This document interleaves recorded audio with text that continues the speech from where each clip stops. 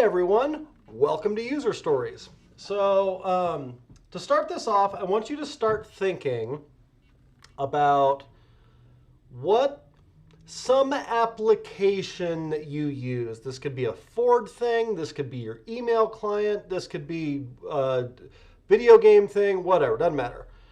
Some application that you regularly use, I want you to think about a feature that you wish it had, but you can't talk about the interface at all. So not like, I wish there was a button that, or you can't talk about screens, you can't talk about anything else. You can talk about any feature you want, you just can't talk about the interface. You have to talk about what you get out of it, what the benefit to you is, like that kind of thing. So I am posting this question in inbox. What are some features that you wish some application that you use had, can't talk about the interface? Go. Let's take like 4 minutes, 5 minutes or so on this. Parnell and Matt, some application that you use, email client, work thing, Steam, doesn't matter. Talk about a feature that you wish it had, but you can't talk about the interface. No screens, buttons, clicks, nothing like that. Questions in inbox.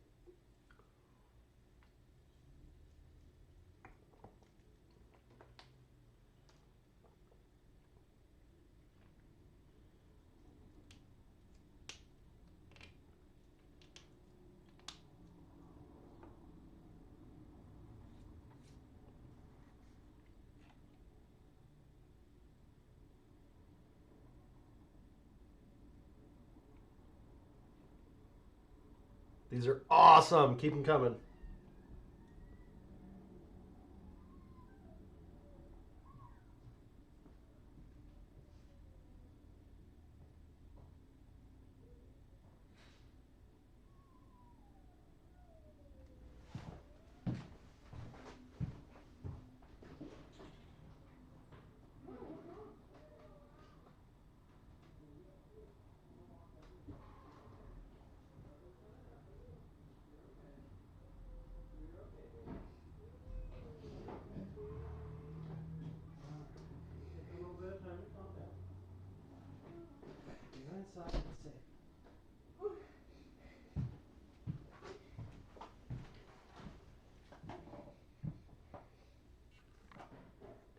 Another 30 seconds.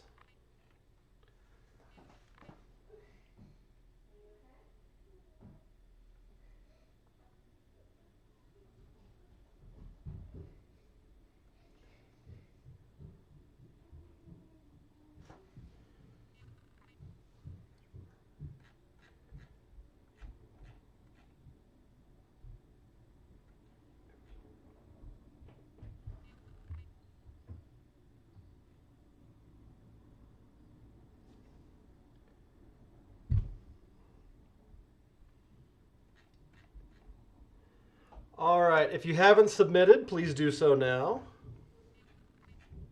Need a couple more.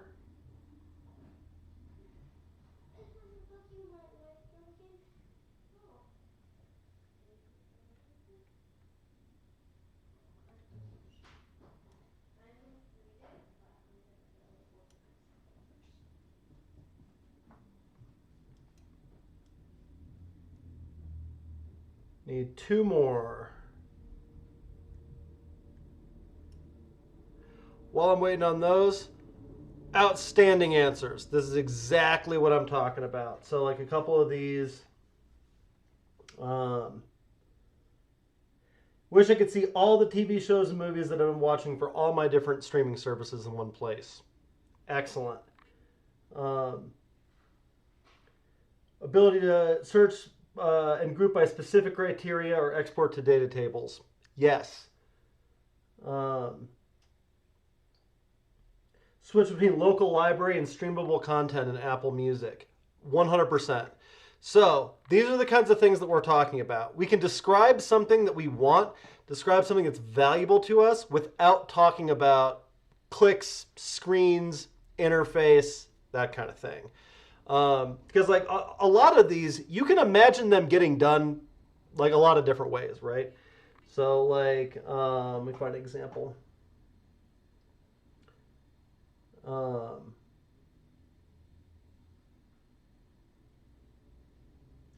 Ability to post to multiple Twitter accounts from within the official Twitter app. Okay, so that could be like a lot of apps do that with a little icon up in the corner next to your profile, and like you switch the account from there. That's how like YouTube works. Or it could be it all just shows up as one thing, and maybe you put the account that you want to post from like in the tweet composing interface. Or maybe like that's log out, log back in. I don't know. Tons of different ways that you could do that. And you as a user, you want that to be good. You don't actually care what the particular interface is, as long as you're able to effectively and efficiently accomplish your goal. So that's the point of user stories, is to focus the software that we're building on what the benefit to a user is, not on like how the interface for that works necessarily. So I wrote something this morning that I want you to take a little bit of time to read over, and then we're going to talk about it.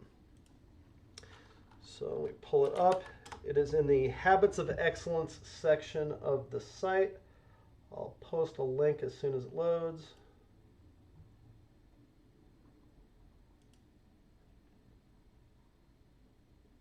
Come on.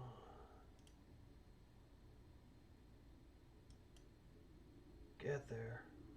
Get there. Here we go.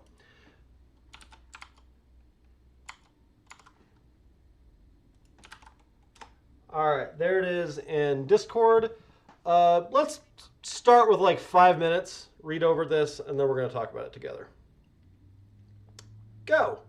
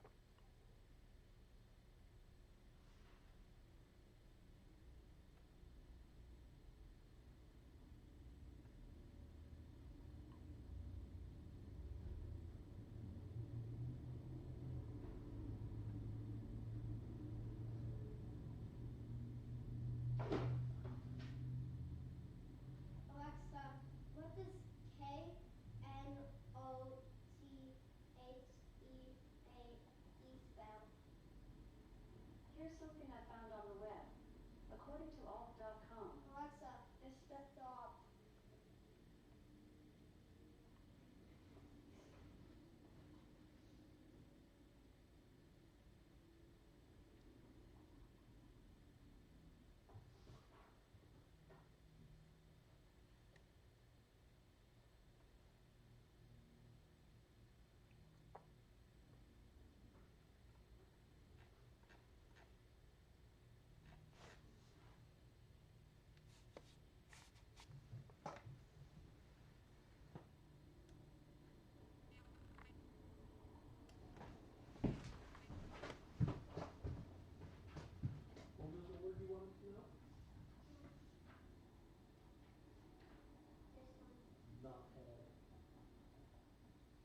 It's just like a mean thing to say.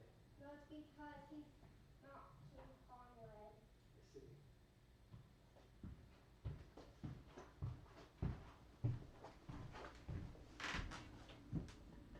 Another minute.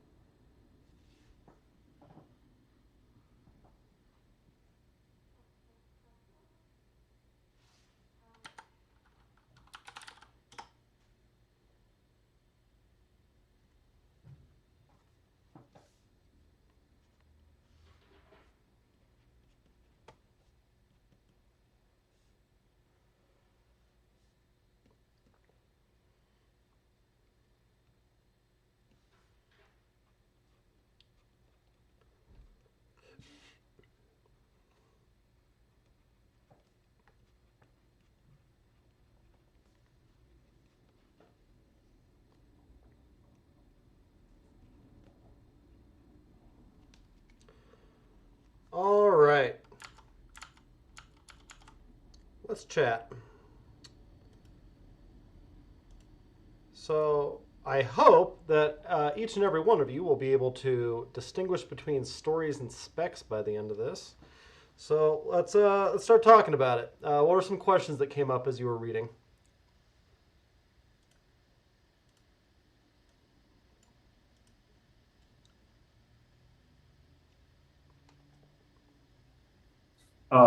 The amount of detail that we should collect on the story should be just enough to fill out a single index card. Mm-hmm. I thought that was interesting. Yeah. Just because it kind of frames like it forces you to like frame down like what's really important in the story, Yeah. because stories can be very long. And so I feel like, especially on a project, depending on the size, like you could have, a long story or multiple stories, and like that single index card just it just forces you to like hone in on what needs to get done. I thought that was Absolutely. cool. Um, and I would also say where the value is in the story without getting tied up in the details of how that value is created. Other questions, observations, things you found interesting, things you found confusing or curious?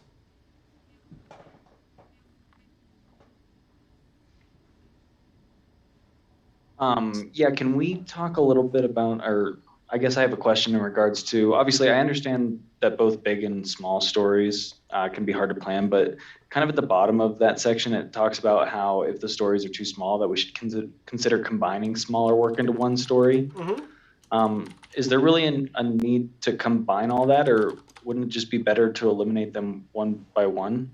No, because of how they're worked. We can definitely talk about that. Super good point. Cool. More questions, observations, things you thought were interesting or weird. Maybe you can touch on when to, I guess, confirm whether you want to invest in another spike or not? Sure. Like what point would consider like it's successful, I suppose. Love it. Give me some more. Maybe you could go over acceptance criteria and what that looks like. Yes. What else? That's an observation, but I think it would be important for a developer to, prior to any work being completed or even begun, to watch the process that's currently in.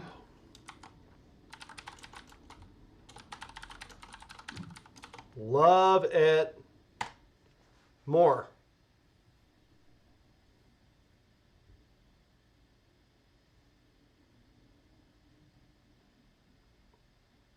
Give me one more. Measurability. When testing, the viability of a story, like what's success? Is it people buying, is it, if you're selling an app, is the amount of people buying it, or is it the reviews, people reviewing it and seeing if it's 5 stars or not? Like, what is the measure of success? Excellent. Okay, so this gives me enough to go off of. Let's talk about this amount of detail thing first. So,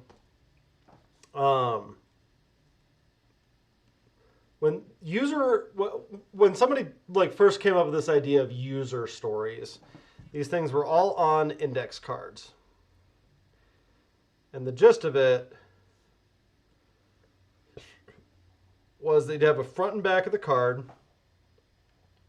You would write just kind of a shorthand name for the story up here. So that might be something like credit card. And then you would have the language of the story right below that.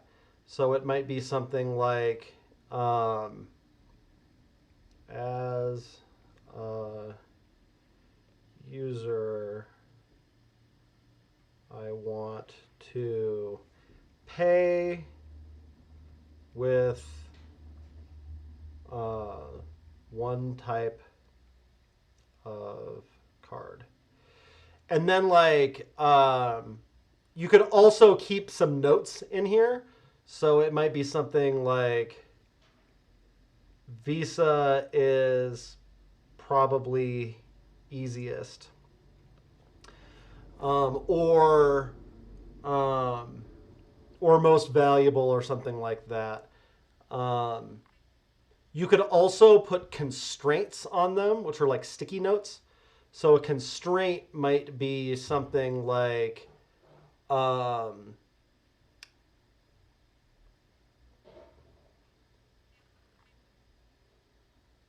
cannot use Stripe, which is like an online payment processor.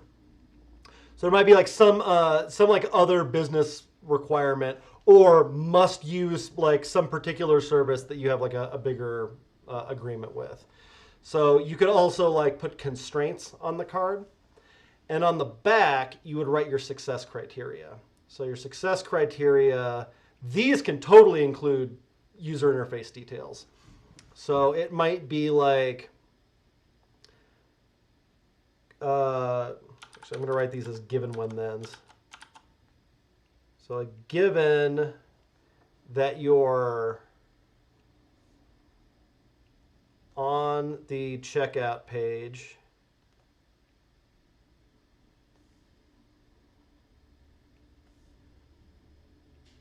when you select a type, enter number, and submit, then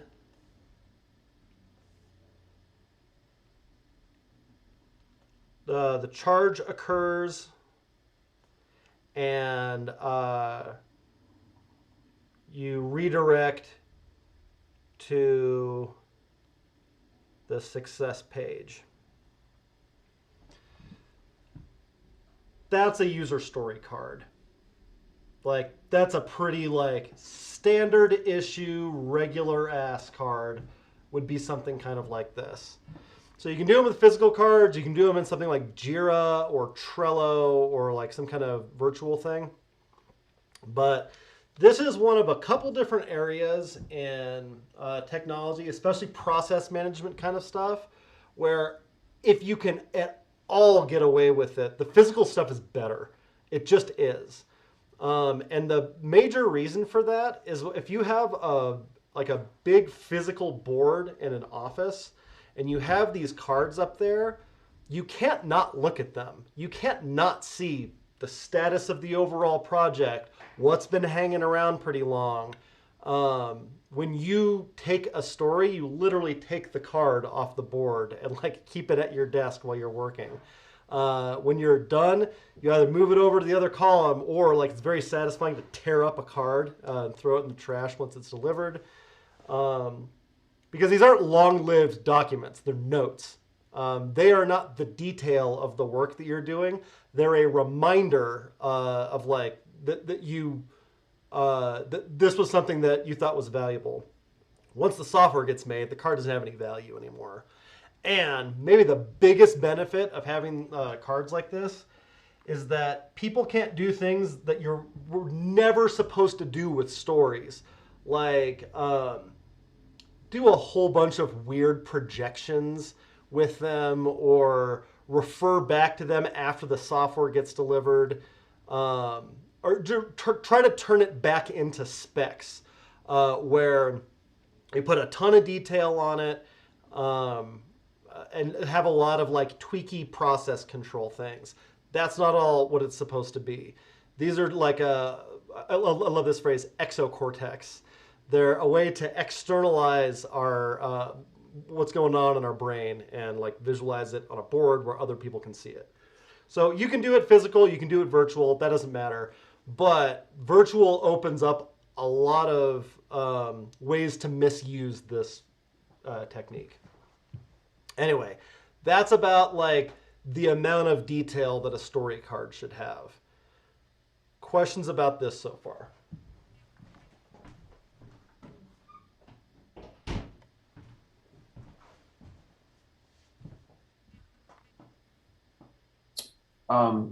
So based on what I've gathered, the front of the card is meant to pretty much showcase like what the ask is. Yeah. You know, like what in terms of the story, like what do we want? What do they want? What does our customer want?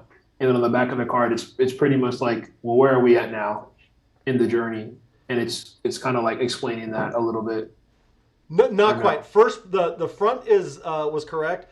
With the back, this is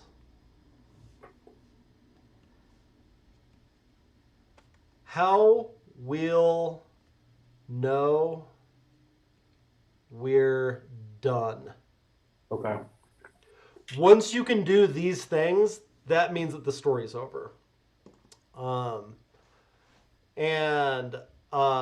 This kind of goes back to the measurability part of it and like what success criteria is.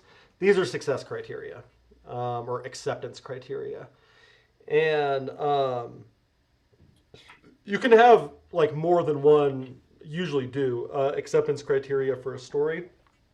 But that's the gist of it. We want to describe that in about this level of detail here, because the super fine detail of like where they fill out the card and all that, we want to capture that as tests, like with code. All of the fine detail should live there, not here. And I think that's another one of the dangers of using digital tools for this. It allows you to put tons of detail in there and tons of acceptance criteria, all of which lacks the precision of writing it in code.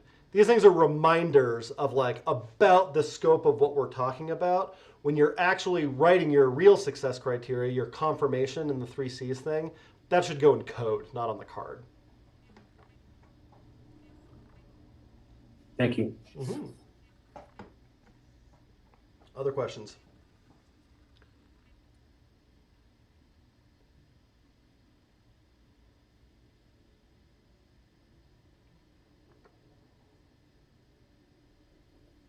Where does the conversation aspect come into all of this? Excellent. So, all of this stuff can really be done at any time. It could be done at the beginning of, like, the inception of a product. It could be at the end of an iteration. It could be, I don't know, lunch. We had a conversation at lunch on Monday. We had a really good idea for this. You can always, always, always make these cards. Even if, like, oh, we're delivering the project tomorrow. That doesn't mean you can't still be discovering new stories. And so those go up on the board. And then at some kind of regular interval, those get prioritized. So you've got a giant collection of these cards called the backlog. These are all of the ideas, the needs, all of this stuff that anyone has ever identified. And you're generally working on prioritizing and reprioritizing those stories. You're going to take some amount of those and you go, okay, well, these are like the 8 stories that we're working on right now. These are the 4 stories that we're working on right now. And so those are up on the board. So there's a ton of different ways that you can do this, but a fairly common one is whenever you and or your pair are free, you go up to the board and grab like the next highest priority card. Or if like within an iteration, you don't really prioritize within an iteration, just kind of normal. You take one that like you think you and your pair can do.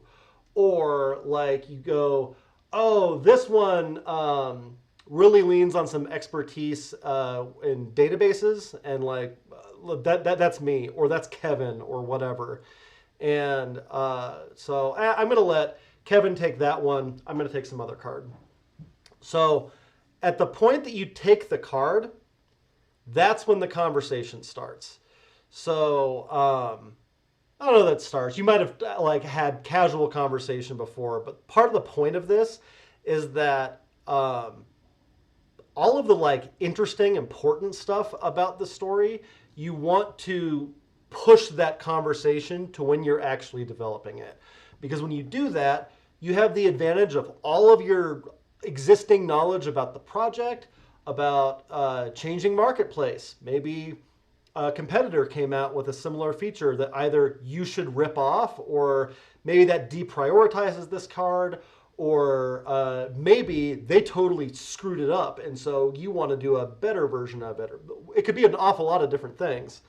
But that's when you start the conversation. So the conversation is between a bunch of different people. It's between the people working on the feature, and like dev is used very broadly in this sense. That can be engineers, designers, front end, back end, testers, anybody involved with actually constructing the thing is like considered a dev in most flavors of Agile. So they're involved with this, as are any salespeople or analysts or managers, and most importantly, customers, like the people cutting the checks, and users, the people actually using the software. So the conversation is between any of these people that are needed to understand and deliver the story. And so the thing that Sharon was saying earlier about like watching the current process, this is a great time to do that. So if you're like, all right, how are they paying for stuff now? And so maybe you've got some existing research on that. Maybe you've got some users handy that you can just go like, hey, can I watch you check out on the thing and just see how you're doing it right now? You can, there's even like third-party services like I've used before. Awesome. You like lay out a task and you go, all right, go to this URL and then check out. Just try to buy something. And then they'll send you a video of them trying to do that with them narrating their thought process as they're doing it. And so like this is really when that research is happening. And the people who are actually going to use this, or the people paying for this, or people who are stakeholders and the people who are building it, they're having this conversation in real time. And rather than documenting all the little details, their conversation is developing a shared understanding of what the thing should be. And so they might have a designer with them who's like doing quick sketches or like throwing together a mock-up. And then maybe engineers weighing in on that, going like, okay, but if it has that drop shadow, that makes this like 10 times harder to make. Is that really necessary? And then the customer, like you're having a conversation with them and you're showing them these pictures and you're talking about what the workflow would be like. And they're either going like, oh yeah, that's totally it. Or they're going, no. There's like a thing on my Apple when I go to check out, it just like sort of pops up with a little thing that I fill out. And you're like, oh, you're talking about the payments API. You don't want us to have like a thing on the form. You want the actual browser integration with payments. Okay, well that changes quite a bit. That would also mean that like we can't support Safari if we do that, because that style of thing in the browser is only available in these places. But that's when you're having that conversation. And what you come out of with that is tests, your confirmation. That's where you're capturing all the details of how this thing should work. There never is a written spec. It goes from this to tests to working software. There's never like a big fucking project management binder with all the transcripts of every conversation everybody's ever had about this that no one will ever read. And so that's the conversation part of this. Questions about that?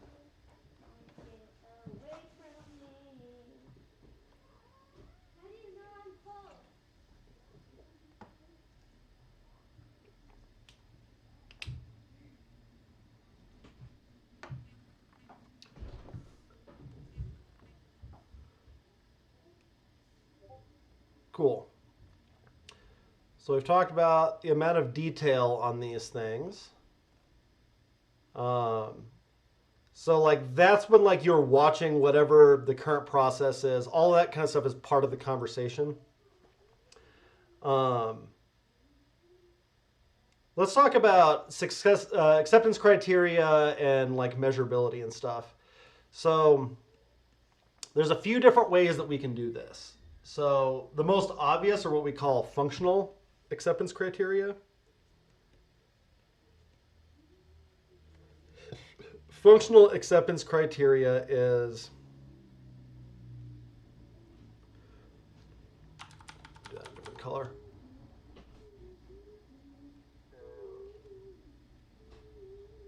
What does working mean? What are the things that a user goes through that would let us know that this is delivered? And so it's one of the reasons that the measurability is important.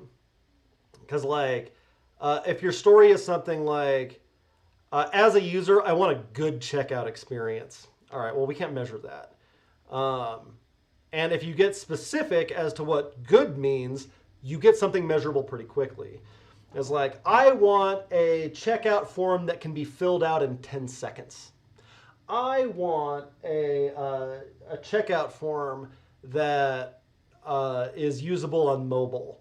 I want, all of those things are functional requirements.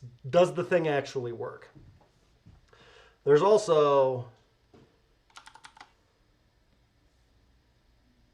I guess checking out in 10 seconds would be a non-functional requirement, but non-functional success criteria are things like performance,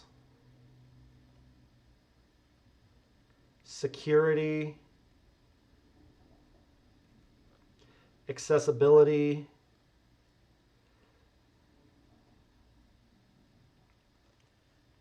and like lots of others. So all of these can be acceptance criteria. Your non-functional requirements are often part of another thing called definition of done.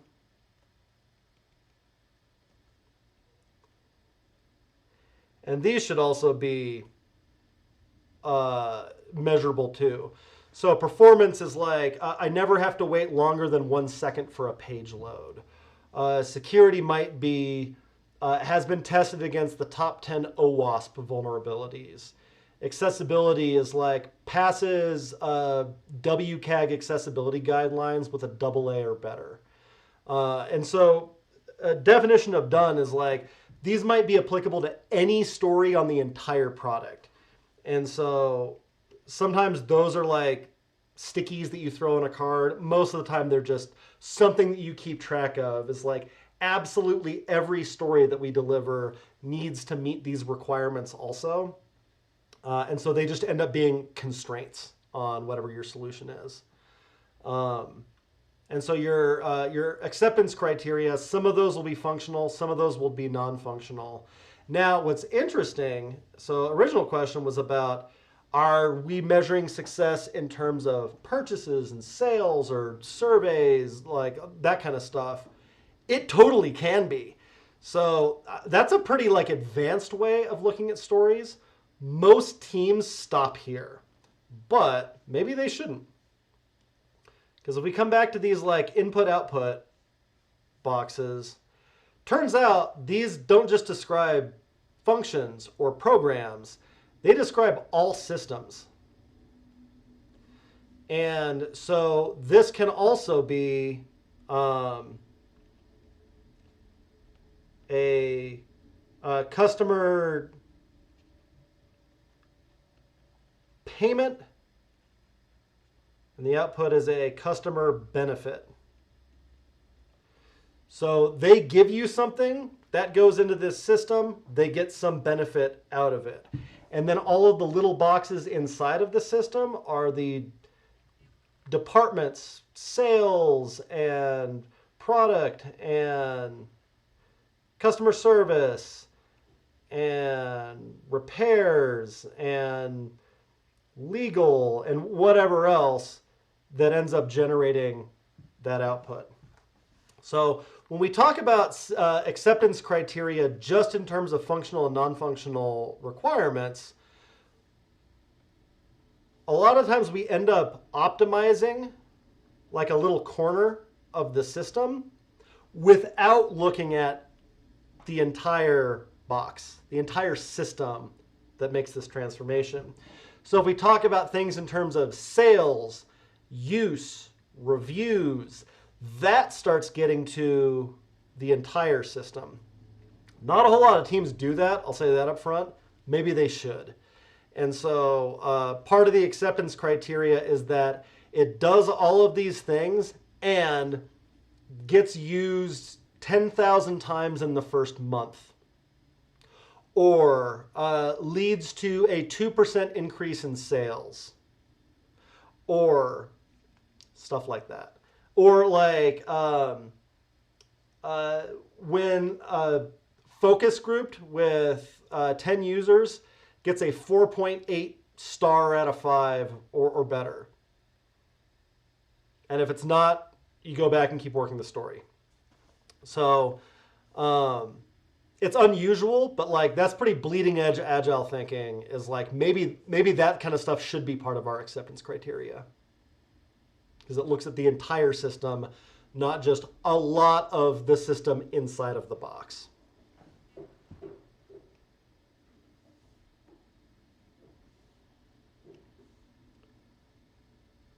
More questions about measurability, acceptance criteria?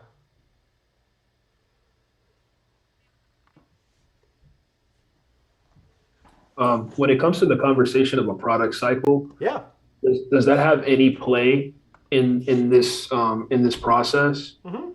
Because I know it's kind of like we're just worried about like what's in the box, Right. a piece of the box. We're not worried about like, you know, the end, the future of the box, so to speak. So Sure. like I don't know, like is like, could you determine a product cycle by using like this roadmap?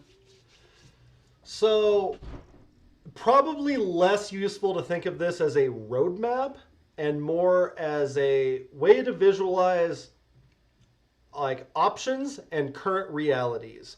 So like if you have 5 stories that the team is working on right now, you actually haven't made a commitment to work on anything other than those 5 stories. So the world could radically change. You could find out totally new things next week that would cause you to completely reprioritize. So let's say like product cycle wise, nah man, we're gonna start winding this one down and retiring it. Okay, well that super changes how important like different items in your backlog are, and it still maybe means that like some stuff that you were kicking down the road. All right, if we're kind of winding this one down, now we need a way for users to export all of their data or something like that. But like all of those stories are just options of the next thing that you could work on. And as reality changes, like you can adapt what you're doing to match that in real time. No forecasting needed. And then another thing that like is pretty bleeding edge modern agile sort of stuff that doesn't happen in a lot of teams and probably should is in like pure agile, the people building the product own the product. So they make like the final call on what gets included, which features are prioritized. Now, they're not doing that capriciously. They're talking to users. They're talking to customers. They might even have people on the team that that's like most of their job is having those conversations. But what you're trying to get away from is, all right, so we had a customer who talked to a salesperson. Salesperson promised them the world, and then the world was turned into a spec by an analyst. And then the analyst wrote a really detailed spec, and maybe there's like a business analyst and then a technical analyst, or like an architect who is taking that spec and coming up with a plan for how it's going to turn into software. And then that goes to a project manager who only then does it go to a dev team. And so when this happens, that's just a telephone game. This dev team could be making exactly what they were told to make by the PM.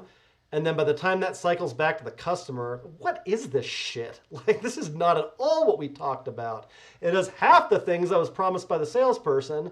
Or like, it could be, no. I didn't mean like a form on the checkout thing. I meant like how your phone pops up with your Apple. Would you like to use your Apple Pay for this? So like what we're trying to do instead is the dev team is here, customers here. And like that's a back and forth conversation. The people working on these features should have access to some stakeholder that can weigh in on this that isn't 100 levels of abstraction away and go, hey, so we mocked this up 2 different ways. Which of these is more like what you're talking about? So that should be like a personal relationship between the people building something and the people benefiting from something. And so that doesn't mean that there's no analysts or no salespeople or no whatever, but they're all inside of the bubble with these folks rather than mediating the interactions for them. And likewise, after something is developed, that doesn't go to a QA team and then to a release team and then to a documentation team. It's not handoff after handoff after handoff.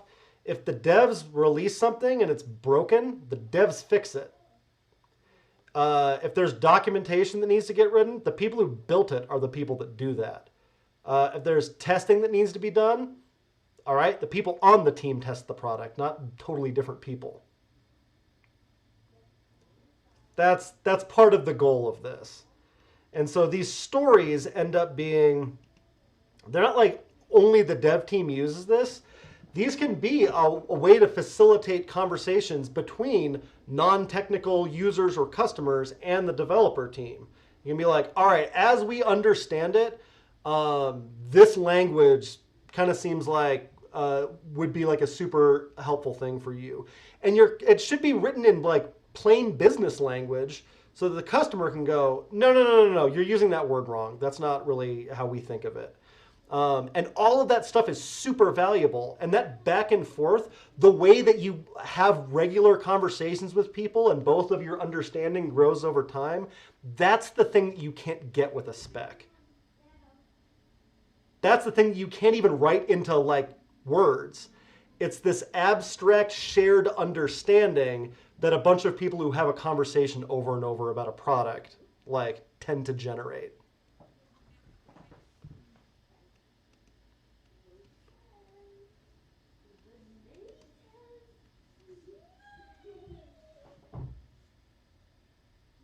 More questions about that?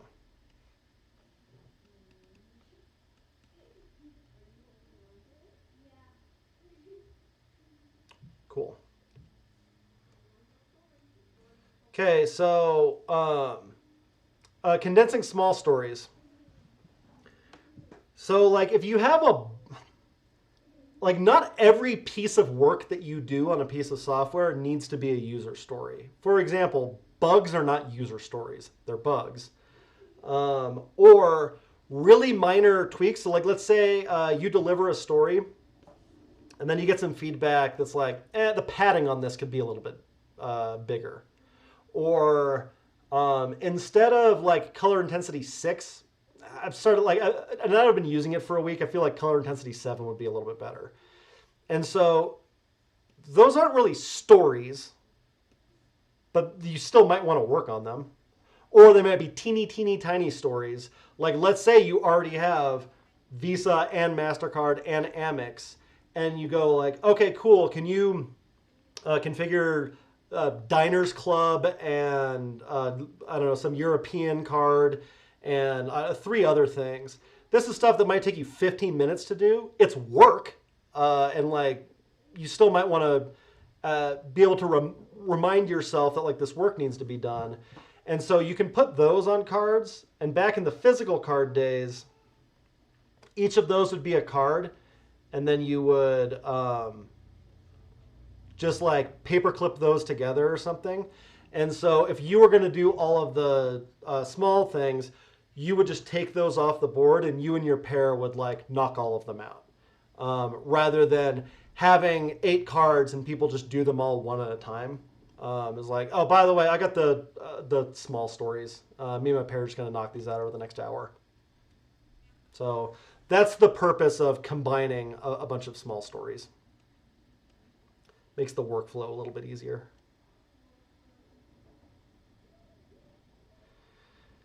And the last question on here is spikes.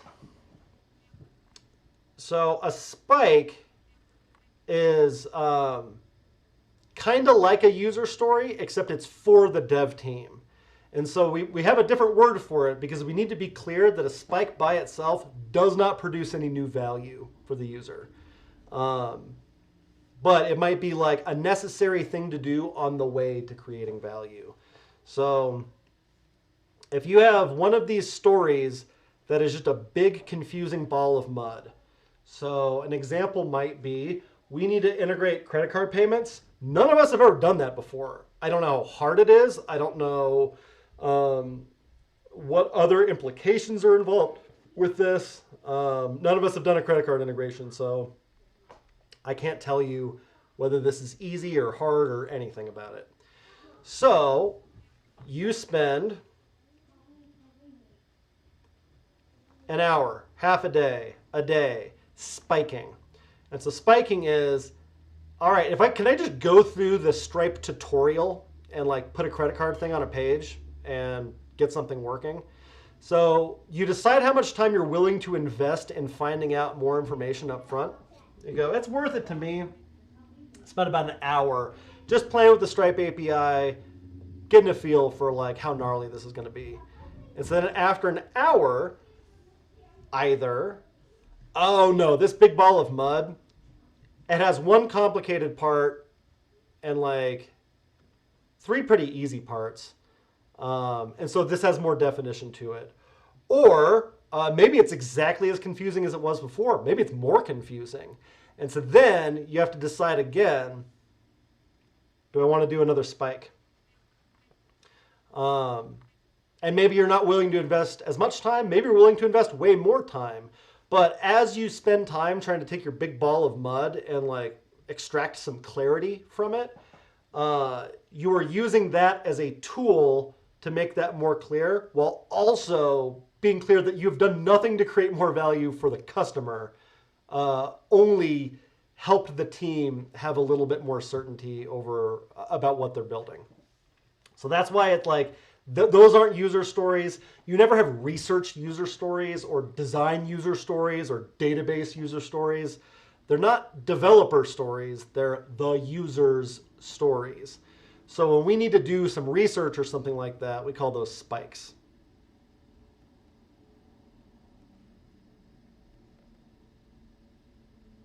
That's another thing that like almost every team that tries to use user stories eventually just starts backsliding into, is they do this workflow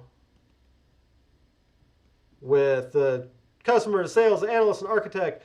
They just rewrite those in that stupid Connextra format. They go like, as a salesperson, I want to sell a thing so that I make money.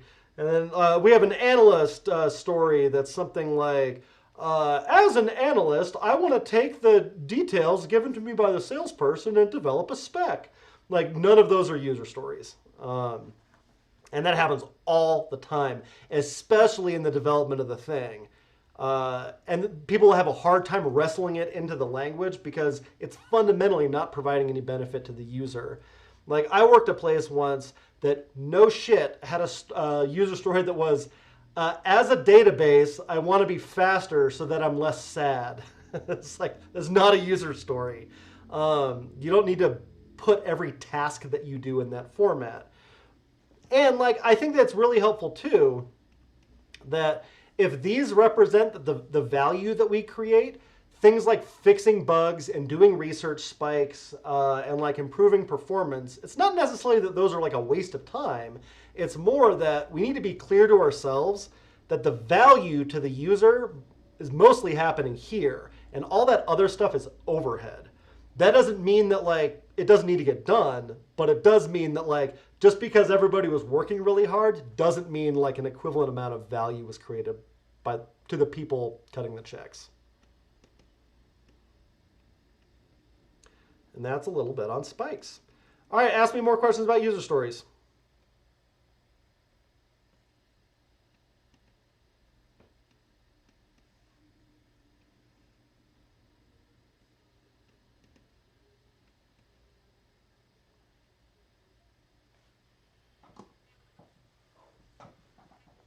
This might be kind of a dumber question, but like after a bunch of these stories are worked on and whatever software we're working on is updated in like the form of a patch, is there like a cycle that most businesses go through where they don't like sending out patches every 2 weeks? They like to just make it monthly or something. So all these stories get worked on for a month and then all the data gets pushed. Oh, no, this isn't a dumb question. This is like the smartest question I've heard all day. Like, this is huge. So, all right. So let's say an iteration is a week long. And for that iteration, you have 5 stories. Part of the goal of this, and you've heard all of your speakers from Ford talk about like how mind-blowingly awesome this is. We've got like a few different ways that we could do releases. So like the way that this was done for years was you'd have like yearly releases. So in January or whenever the start of the fiscal year is, everything gets planned.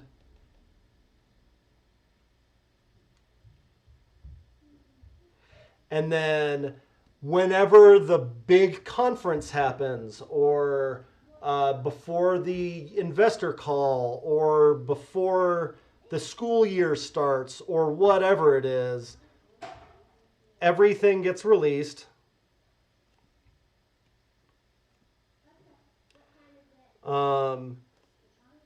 And then the next thing that happens is half the customers get mad because you moved their thing. And the other half of it is broken. So then you do all the fixes. Or even worse, maintain new and old versions. Like enterprise software is the worst with that shit. It's one of the reasons enterprise software is like universally terrible.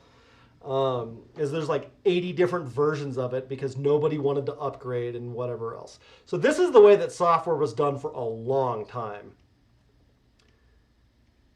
And then the more nimble among them got that down to like quarterly.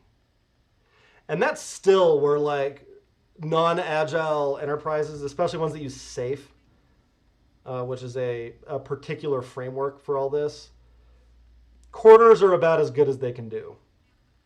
So at the beginning of the quarter, everything gets planned. Otherwise, it's the exact same process, but they just do it once a quarter instead of once a year. So agility, starting around like 2001 or so, part of the idea was that we'd have these way tight iterations. So we're not working quarterly, we're working weekly. And that's when this process starts changing a little bit, because we're not planning everything up front. We're doing things like user stories where we're, at the time that we write the card, we don't know everything that we need to know to do it. Like it's part of the conversation step where we're fleshing out a lot of this stuff. So it starts getting to be a little bit different of a process than just the yearly release thing, but faster. And since you're actively involving your customers in the process, they are way less mad when you do something, because when something changes, it changes in teeny tiny amounts and you get that feedback right away. And think about how insane it would have been if I told you 5 weeks ago that like, I'm going to survey you every day and you're not going to be irritated about it. Because the thing is, it's not that people hate change. That's not quite it. People hate not being listened to. People get frustrated when they're giving feedback or have needs and it takes days, weeks, months, years for that to happen. Or like think about some feature that you've requested. Think back to the beginning of the lesson when you were talking about, oh man, I wish this software had this. Okay, it's probably been the case that you've wanted that for a long time. And that might be a most requested feature or something. And nobody's betaing that or asking feedback on this. Like that's how you get a hostile relationship with software. If you can say, oh, I really wish I had this feature, and then a week later you have that feature, even if it's not perfect, you're like, okay, well, this is like a step forward. Okay, so what if it were more like this? And rather than going like, well, we'll have to get that in the next quarterly release, if you can go, oh, you mean like this? And then the user just immediately has that, that starts getting cool. But still, we're on a cadence. We're on a fast cadence, but still a cadence. The thing that everybody at Ford is like super pumped about right now is continuous. So continuous is as soon as the acceptance criteria for this story is met, it is live in production with actual users. So that can take the feedback loop on something from a year to literally hours. That morning you go, I'm starting to see this weird pattern. This is important. Can like a pair split off and work on this today? They work on this, they fix it, it's live on the site, done. And then people go, oh man, I've seen this weird thing yesterday and it was kind of irritating me, and now it's better today. And like your ability to be responsive, like on that level, it's better for your users. It's better for your competitive environment. It's better. Like I really liked one of your speakers. Can't remember which one. Mentioned that like it's better as a dev. It feels better to go like I solved this problem and it's helping people like hours later. That's so much better than I built this thing. I will have quit the company by the time anybody uses it. Just for morale, that feels a lot better.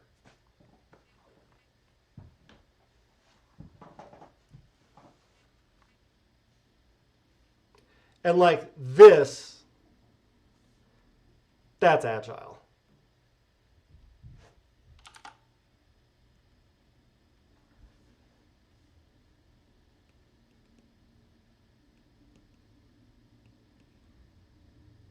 One of the other cool things about that continuous cycle is it may have occurred to you like, but how will it get comprehensively tested? What if it has bugs? What if it breaks something else?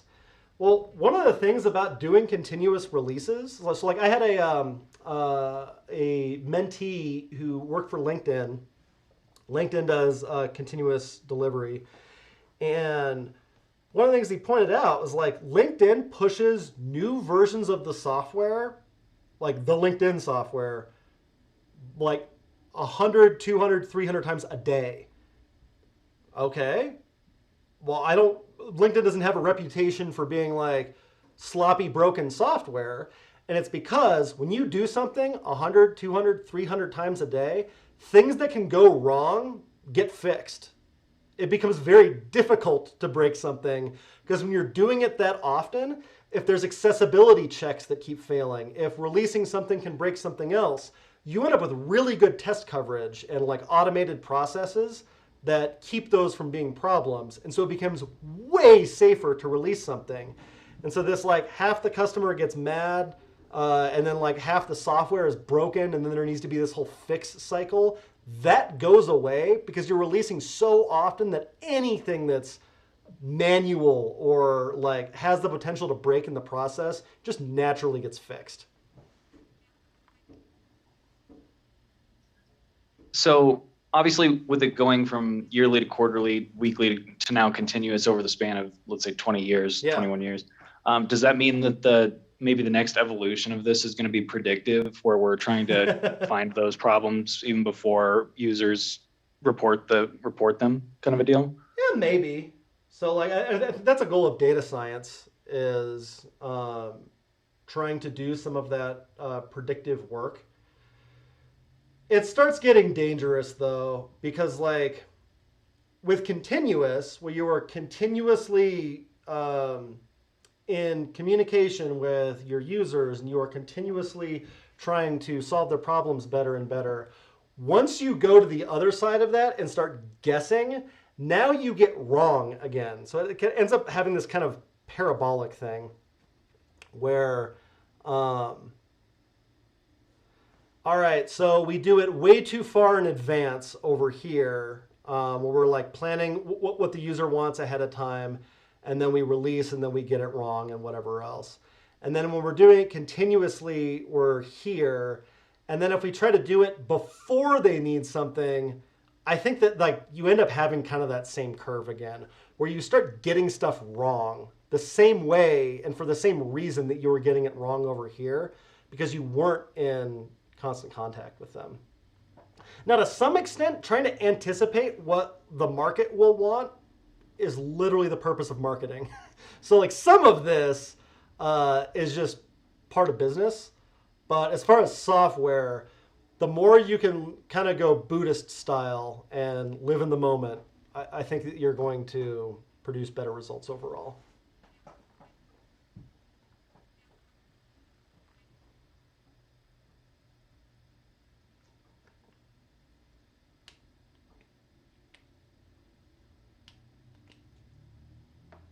More questions about user stories.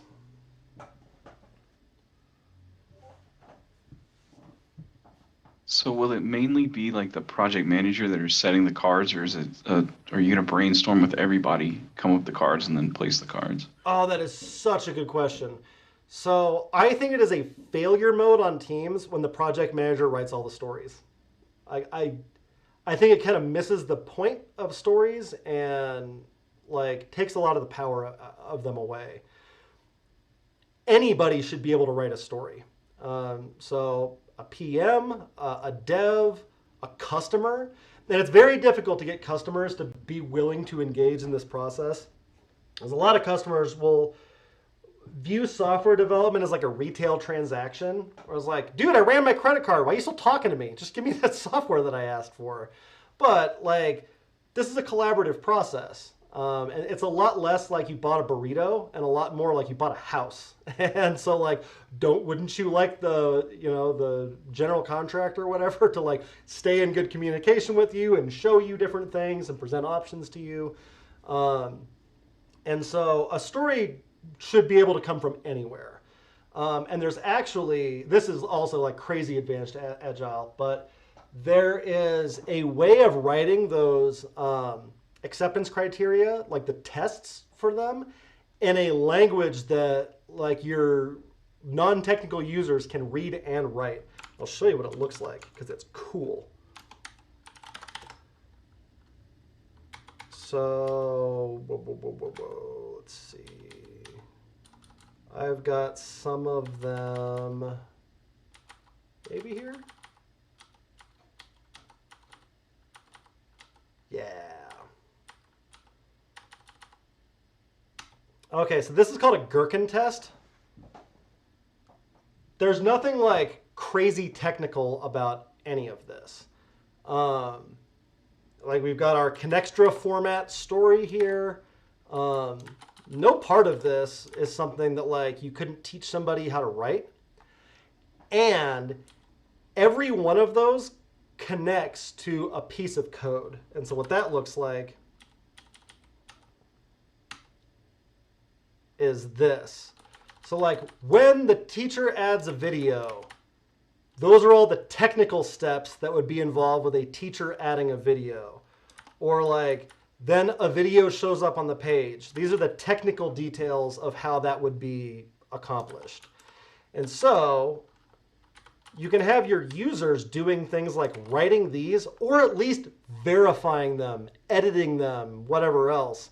And then when you run this code, you get a green check mark or a red X on whether or not these scenarios are true. So again, that's super advanced agile. And it's all like designed around tightening this loop between the people who are paying for and using the software and the people who are making it.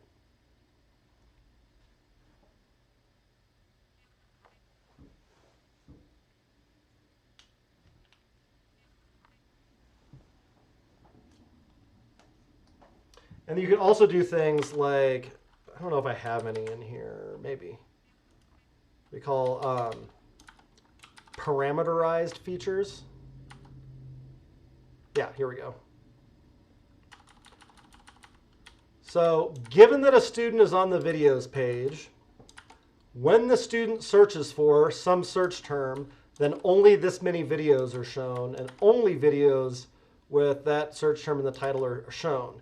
For example, and then each of these gets plugged into like those things in purple. They get run like the same way functions do. They're literally functions. So like it will generate a test that says when the student searches for review, that only one videos are shown and only videos with review in the title are shown. And so like your domain expert, your customer, your user can look at this and go, okay, but the one that screwed me the other day was this example that you didn't think of. Well, they can just add something to that table rather than they tell their salesperson that, and the salesperson tells the analyst that, and the analyst goes and yells at the project manager, who yells at the dev manager, who tells you, who made this feature 3 months ago, that there's a bug.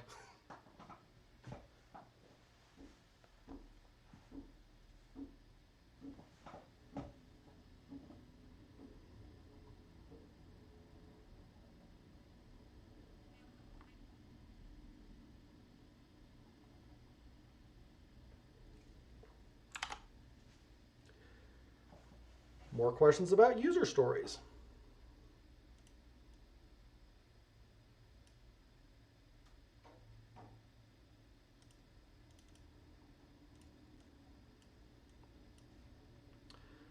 All right, speaking of acceptance criteria for this lesson was distinguishing between stories and specs. So I'm going to throw out a question in inbox.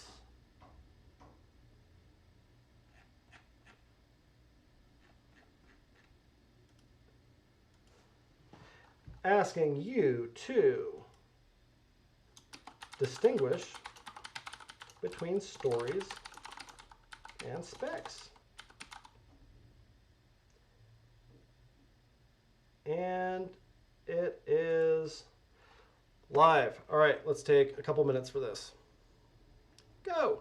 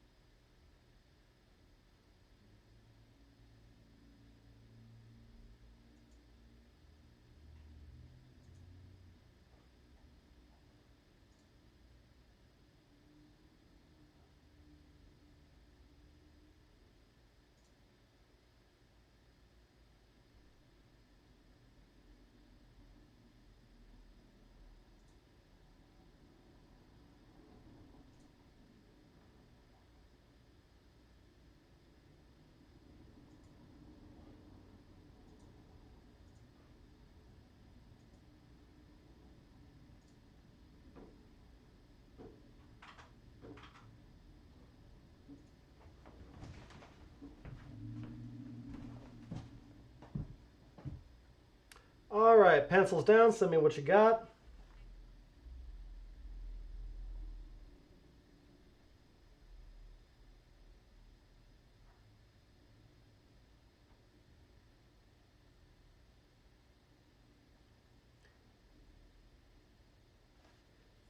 These answers are solid.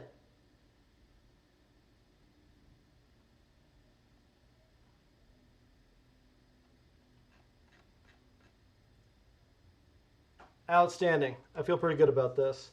Any last questions before we wrap this one up?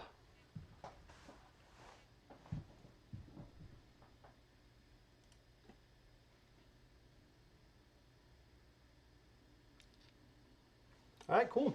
That is the end of the user stories lesson. Study hall is starting right now. Feel free to hang if you'd like. Otherwise, go learn something.